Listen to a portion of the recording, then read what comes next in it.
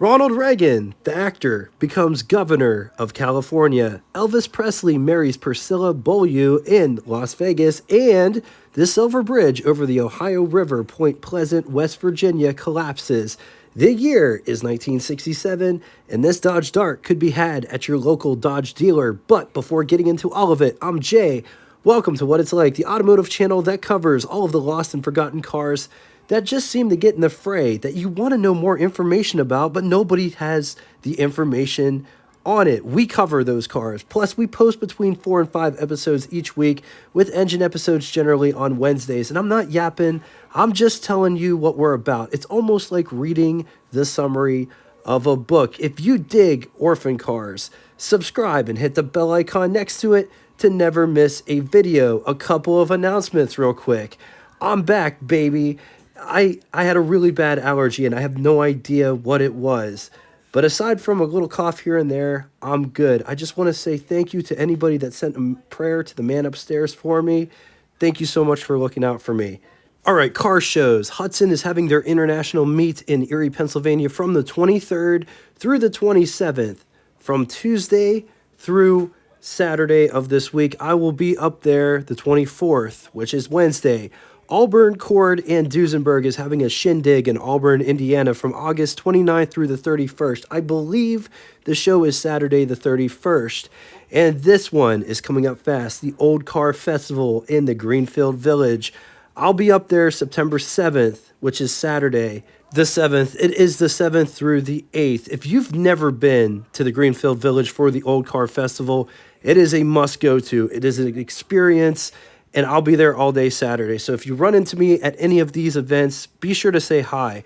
All right, 1967 Dodge model lineup, and these aren't in any particular order. Dart, Cornet, Charger, Polara, and Monaco. Dodge also offered wagons, as well as the Sportsman wagon, which was kind of like their van. They also had a truck line going from half-ton all the way up to big commercial. Dodge would offer the original Dart from 1960 through 1976. In the US market, Dodge would eventually bring back the Dart, showing up in 2013 and produced until 2016. It's worth mentioning the Dart name did first appear in 1956 on a Chrysler show car.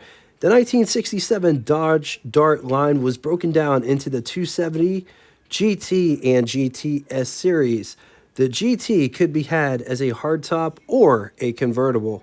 The 1967 Dodge Dart GT featured GT badging, rocker trim, wheel covers, padded dash, and bucket seats. The 1967 did see a bit of a facelift slash redesign, so let's compare 66 on top, 67 on the bottom. Starting in the front, grills, bumper, front fascias are all completely different. Both have round headlights. The 66 are inside square bezels, whereas the 67 are placed on a fake grille section.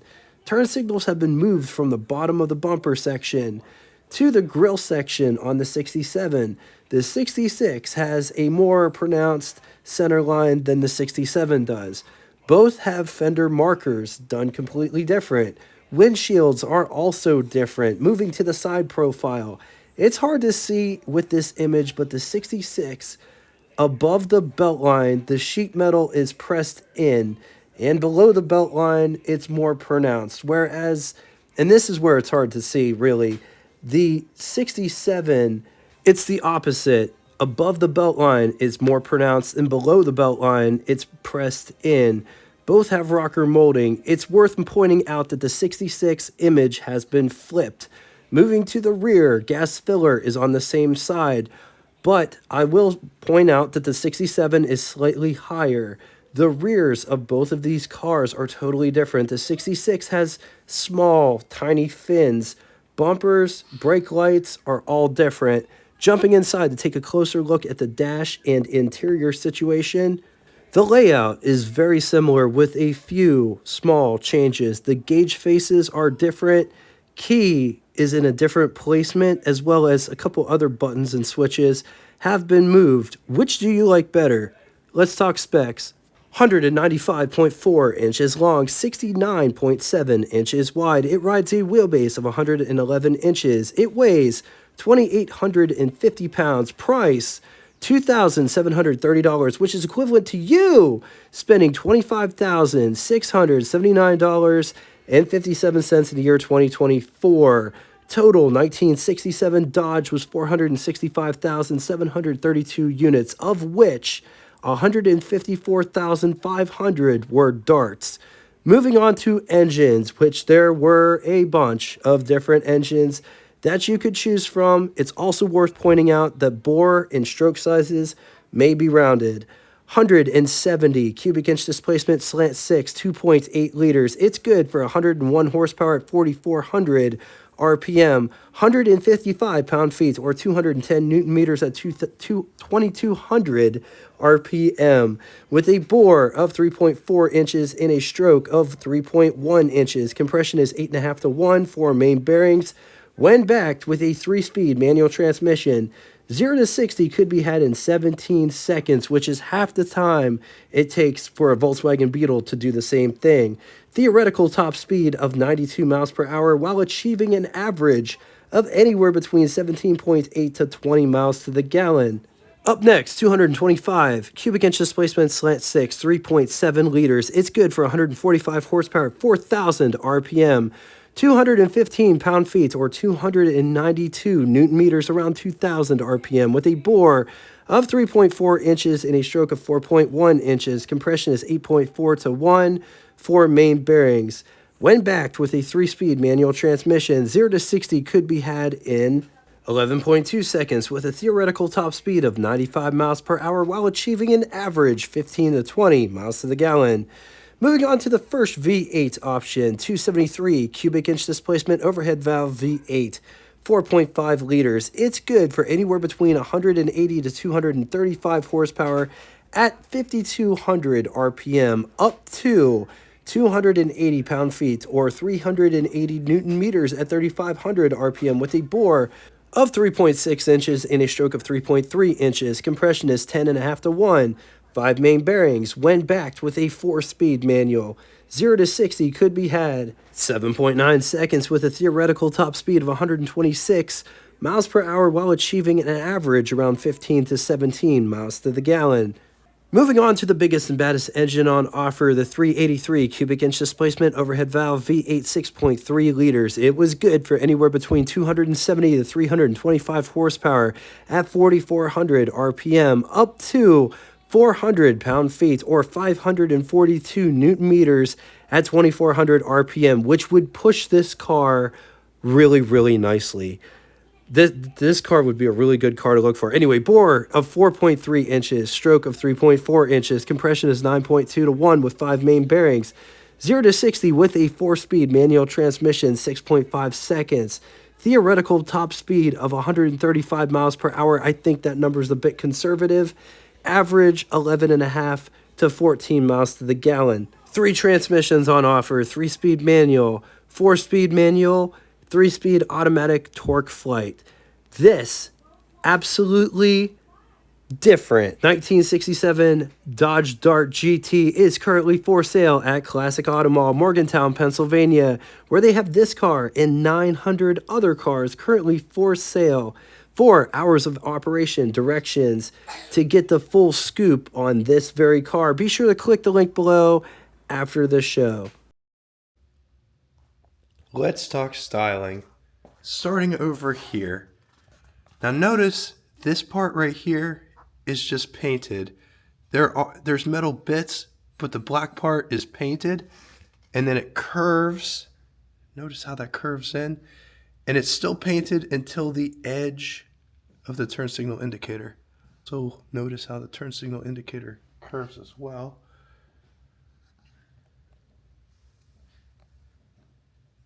Just check out this bumper profile, as well as overriders and bumperettes, bumper guards in this case. Beautiful GT badge here in the center.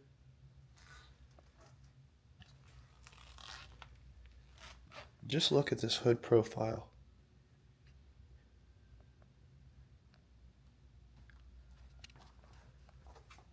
This one has fender markers.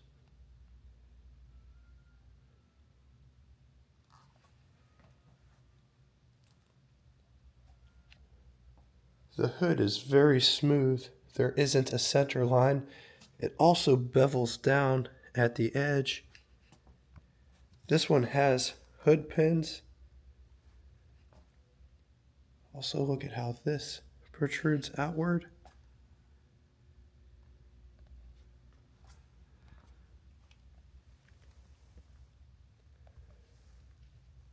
Coming down the side, there's a bunch of different lines sculpted into the sheet metal. The wheel wells aren't flared. If anything, there's a small channel, and then the stainless caps it off. Beautiful mag wheels. This car does have rocker molding.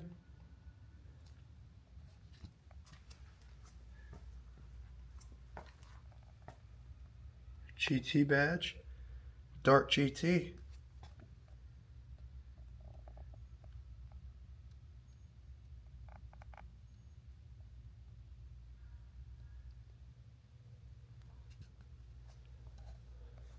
But just take a look at this hood profile. It doesn't go the whole way to the windshield because it has this external cowl. It has windshield wipers that follow.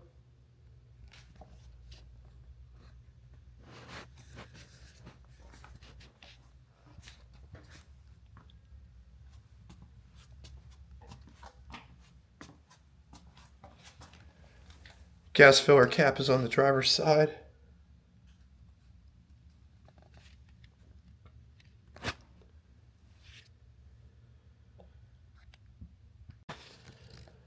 There's nice stainless around the base of the convertible top. The rear window back here is real. It's real glass.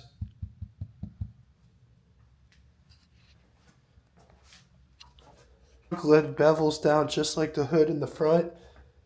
Just look at all of the different lines and shapes going on, as well as rear end design.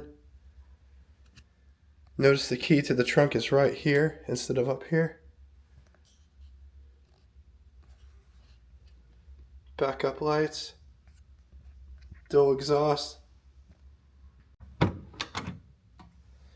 This door has quite a bit of heft to it. This is the locked door.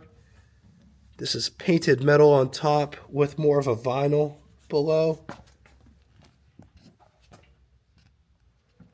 Armrest, door handle to get out, window crank for the big window, which operates like this.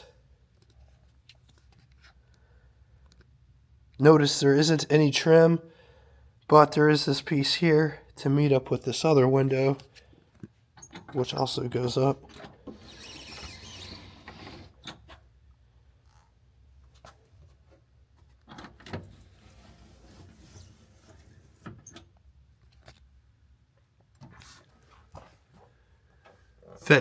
Vent windows, joystick switch for the side mirror. Just take a gander at this interior.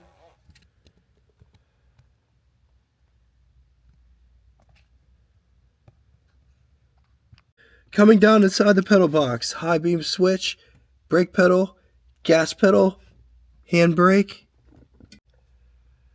This is what over the hood looks like. Here's what first person over the hood would look like. On then to the button switches and knobs. Starting on the left hand, moving right, headlights, brake system warning light, four-way flasher, coolant temperature, gasoline gauge, left turn signal indicator, high beam indicator right there in the center, right turn signal indicator, 120 mile per hour speedometer with odometer at the bottom, amp meter, oil pressure, windshield wipers, key and ignition, radio, fan blower speed. Notice there's only two settings, low and high. Defroster slider is at the top with temperature slider at the bottom. Drive modes read, park, reverse, neutral, drive, second, first. Up above, there are sun visors. They're a bit on the slender side, but it does have this rear view mirror cutout. Another sun visor over here. This one has the accessory mirror so your passenger can see what they look like, and if anybody's sitting behind them, they could also see what they look like. Daytime, nighttime rear view mirror. And the cutouts, both of these mirrors could be down and it not interfere with the mirror. On to the glove box test. Here's our test subject. Here is my hand for reference. Here is the glove box in question. And notice this glove box has the cup holder indentations.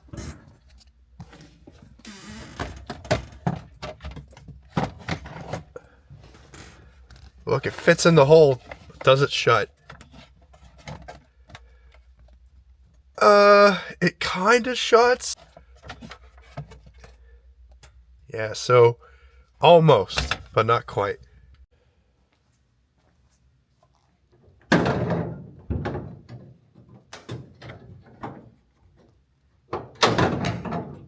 Alright, so there is a secondary catch. So this was the first release. There's a second release right here.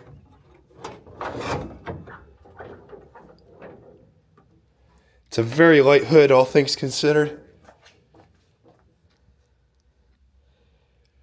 Slant 6 Chrysler. Massive alternator. It's got two horns, one stacked one on top of one another. Also, just look at how small that radiator is.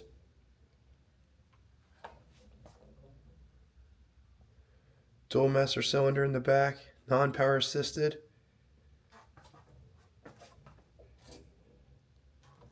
Power steering.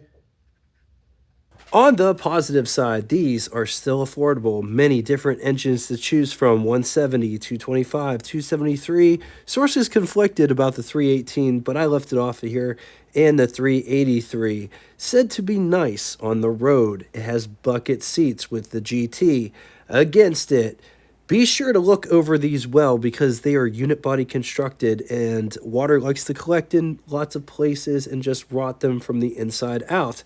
All right, now it's time for Would You Rather. Two scenarios today. In the first scenario, would you rather have a Ford Falcon or a 1967 Dodge Dart GT or 1967 Chevy Nova or 1967 AMC Rogue? I'm going to leave this here for a minute. If you need more time, feel free, pause the video.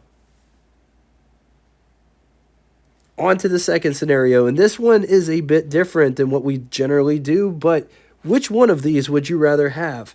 1962 Dodge Lancer GT or 1967 Dodge Dart GT or 1972 Dodge Demon? Once again, gotta leave this here for a minute. If you need more time, feel free, pause the video. On to Name That Tune. First person to get both the name of the band and the song title correctly in the comment section will have their comment pinned to the top of it.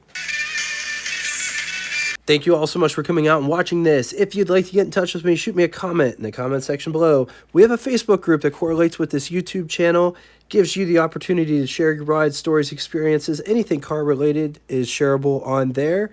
If you don't have Facebook and don't want to leave a comment but want to send something to me more personable, you can always send me an email at what_it's_like@yahoo.com. Thanks again for everything that you guys bring in the comment section. Until next time, toodaloo! Welcome to the after party. What follows is all of the unused B-roll, uncut from the shoot. You can see this car like you've never saw it before without me yapping as we go around the car. It doesn't have music, so you can supply your own music if you wish, or as Depeche Mode says, enjoy the silence.